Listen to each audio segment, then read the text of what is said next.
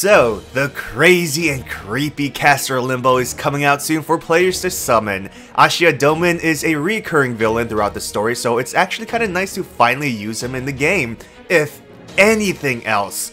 That last Ascension artwork alone is worth all your Saint Quartz, like, come on.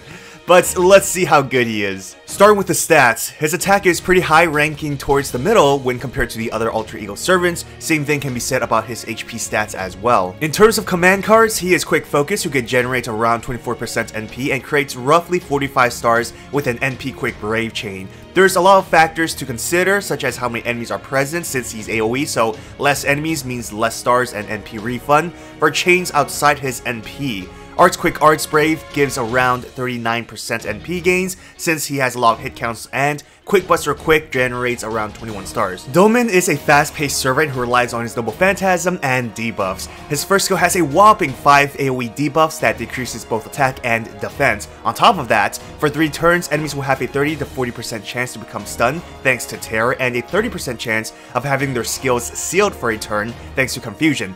Not only that, enemies will be cursed. The main usage for this skill will be that AoE defense debuff, as it'll help with damage either for CQs or farming. Second skill grants Guts Revival 2 times in 5 turns, which is amazing for survivability. The real buff though is that team-wide 50% crit damage buff for evil and chaotic servants, which is applied separately. Servants who have both chaotic evil alignments will receive both buffs. So like Douman himself will receive 100% crit damage buff, and as a quick servant who can generate stars, this skill comes in real handy for CQs. His final skill also has that chaotic evil buff, but this time it's for attack boost, making him a very strong support unit, as well as an attacker since it applies to himself too.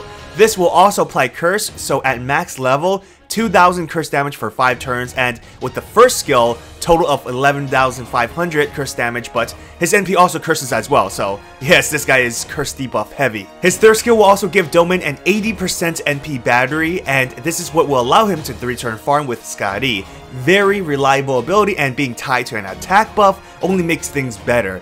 It's best to level his skills in reversing order, so 3, 2, 1. Douman has a good variety of passives as well, most beneficial one being his debuff success rate since he has a lot of that, but of course territory creation for Art's performance, giving you a lot more NP gains. Now his Noble Phantasm, as mentioned, is quick AoE. Great for star gens, great with Skadi or quick buffers, and the main highlight is that it applies more curse. Curse damage also increases, allowing him to be very effective in CQs. How you would use him in battle is to activate his NP as fast as possible and as often as you can to stack those curses. Douman is also very effective as a damage dealer, thanks to his alter ego class, having 1.5 effectiveness on cavalry enemies. On top of that, crit damage and support. Most obvious team members would be a double Skadi setup. You can 3-turn farm, or you can use them for boss battles. Despite having all these effects on his skills, Douman is a pretty straightforward servant to use, but if you are committing to a Skadi Douman team, then he must be your critical damage dealer, so your Skadi should have 20-30s since you want to fuel his quick crits. There's some CE flexibility if you're using a Waver as a third support. By that I mean you can use a Black Grail for CQs instead of the usual K-Scope, which is also recommended for fast NP attacks.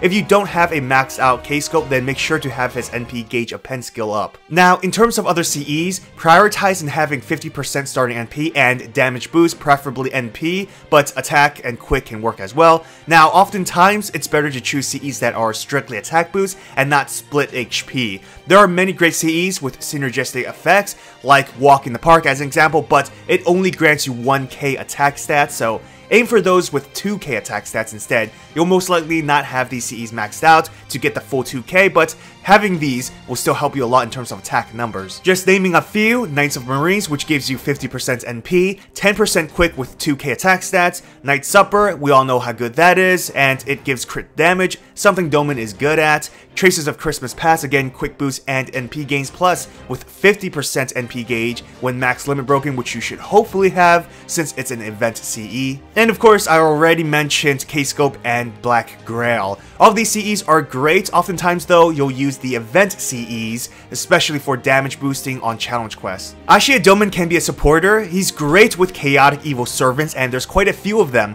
Even ones with just chaotic or evil can benefit, but generally it's best to use servants with both traits. His skills do have long cooldowns, so you can slap on a poster girl and have him tank big attacks till he dies to switch him out. It's also good with his guts, allowing him to survive some NPs. Just make sure he dies though, since you don't want him sitting there if he isn't an attacker in your team. What's great is that his Bond CE is also good for support, granting NP damage to both chaotic and evil servants. Of course, if units have both traits, double the buff. Now for command codes, you can give him damage boosting codes such as NP damage up, quick boost, attack boost, but if you want to have fun, give him codes that can apply curse. That will really synergize well with his debuffs. So let's talk about some servant combos. You have 3 playstyles. As mentioned, he can be used as a chaotic evil support, and then you can switch him out or use Poster Girl for taunt to help others survive after applying the buffs, of course, or you can just kill him after he's done with Chen Gong. Other ways to use him is to have him as a DPS, so you use your Skydis, Waivers, or any other support who can charge NP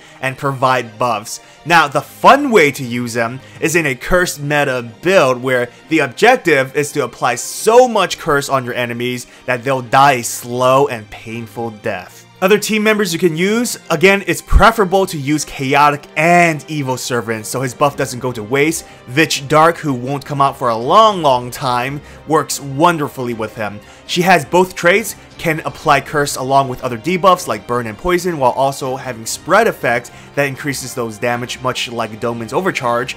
She can charge the team's NP by 30% and basically beat the shit out of enemies. There's some players who like to use Van Gogh to stack up all the curse on herself and then charge her Noble Phantasm gauge for buffs, then remove them with her attack effect skill for high damage. Douman can also buff her since she has both traits, or she can buff Douman since she's a support. Just some fun combos you can use here and there, but depending on the CQ, the duo won't always be reliable. Jacques du Malloy is coming out next year, and she's only an evil servant, but she increases her own damage against cursed enemies. She's a quick servant who can support evil allies, so Douman gets support in attack and crit damage. She can charge team NP, and guess what? She can curse enemies and enhance curse damage just like Douman. Above all else, since the guy likes himself so much to the point of creating copies, a double Douman team is like the greatest thing I've ever seen. I exaggerate, but you'll apply so much curse, they'll buff each other and basically wreak havoc on enemies. So is Ashiya Douman a servant you must summon? No, he has some weaknesses that brings him down, but without a doubt, he is a good servant to have. It's just he won't fit into a lot of situations, and when you're wasting Saint Quartz, even possibly money, you want a servant that can perform in a lot of scenarios. First and foremost, his alter ego class can get in the way. Great against cavalry, but have any of the knight classes in a farming node, then he's not really recommended, especially those 90+ level nodes. Under the right situations, Douman can really shine in battle. He's a strong servant, but just not necessary, especially if you can already 3-turn farm with an existing DPS and Skadi or Castoria. In challenge quests, he's really good when fighting cavalry, really shining in mixed cavalry battles, but oftentimes there are better options you can use. Don't get me wrong, if you do get him, you'll certainly benefit and can pull off some strong and fun combos, but if you don't summon Douman, then you're really not missing on anything either.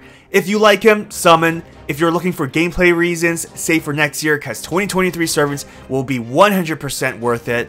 Well, comment down below to let me know if you're pulling for him. I certainly will. I think him and Ibuki Doji will be the last servers I'll pull for this year.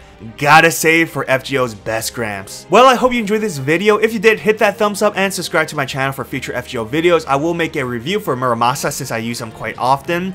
And of course, I am working on the top 5, was it top 5 or top 3? I forgot. SSR servants you should pull for in 2023, so look forward to those. As always, good luck on your pulls everyone. Till next time.